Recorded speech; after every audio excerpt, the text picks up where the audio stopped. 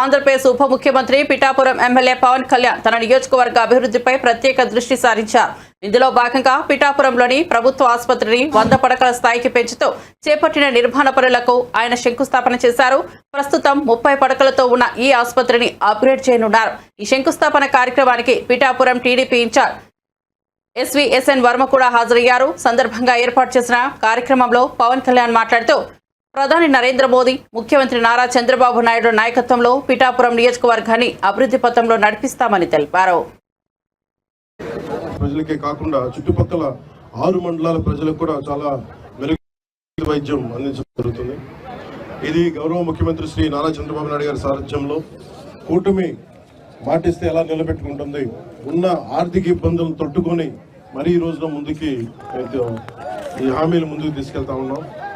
అలాగే గొల్లపూడి సభలో ఇచ్చిన హామీ నేడు ఉప్పాడ కొత్తపల్లి సామాన్య ప్రజలకు తక్కువ ఖర్చుతో వివాహాలు జరుపుకునేందుకు అవకాశం కల్పిస్తూ 2 కోట్ల అంచనా వ్యయంతో టీటీడీ కళ్యాణ మండపం నిర్మాణానికి శంకుస్థాపన చేయడం జరిగింది.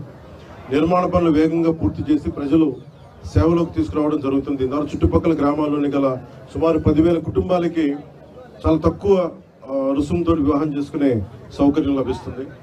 అలాగే ఎన్నికల ప్రచార సమయంలో ఇచ్చిన హామీ మేరకు గ్రామంలో 50 సంవత్సరాల చరిత్ర కలిగిన శ్రీ సీతారామస్వామి దేవాలయంలో ఈ మనకి హరికథ కాలక్షేపానికి కావచ్చు, లేదంటే మనకి ఏ విధంగా అయినా సరే వేద పట్టణానికి కావచ్చు, ఇలాంటికి సంబంధించిన మందిరాన్ని మరి రథశాల నిర్మాణానికి 48 లక్షల అంచనా వ్యయంతో శంకుస్థాపన కార్యక్రమం చేయడం జరిగింది.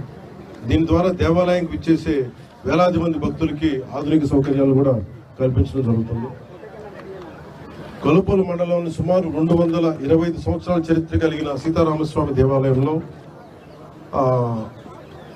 ప్రాకార మండప నిర్మాణానికి 1,32,00,000 అంచనా వ్యయంతో నిర్మాణ పనులకి శంకుస్థాపన చేయడం జరిగింది. దీంతో ఆంధ్రప్రదేశ్ రాష్ట్ర ప్రభుత్వం బీసీ మరియు కాపు ఎకనామికల్లీ వీకర్ సెక్షన్ వర్గాలకు చెందిన మహిళల ఆర్థికాభివృద్ధి కోసం ఉచిత ప్రాథమిక దర్జీ శిక్షణ పథకాన్ని ప్రారంభించింది. 45, 60, 90 రోజుల పాటు నిర్వహించే శిక్షణకు ఎంపికైన శిక్షణా సంస్థ ఎస్టీపీలు అందిస్తున్నాయి. ఈ పథకంలో భాగంగా పిఠాపురం నియోజకవర్గంలోని 3,456 మహిళలకు 8.64 కోట్ల విలువైన కుట్టు మిషన్లు నేడు పంపిణీ చేయడం జరుగుతోంది. అకాల వర్షాల ప్రభావాన్ని తగ్గించేందుకు పిఠాపురం నియోజకవర్గంలోని చిన్న సన్నకారు రైతులు ధాన్యాన్ని రక్షించేందుకు 26 లక్షల వ్యయంతో 2,000 టార్పాలిన్లను సిద్ధం చేసి నేడు ఉచితంగా రైతులకు అందజేయడం జరుగుతుంది. ఇందులో 1,000 టార్పాలిన్లు 13 లక్షలు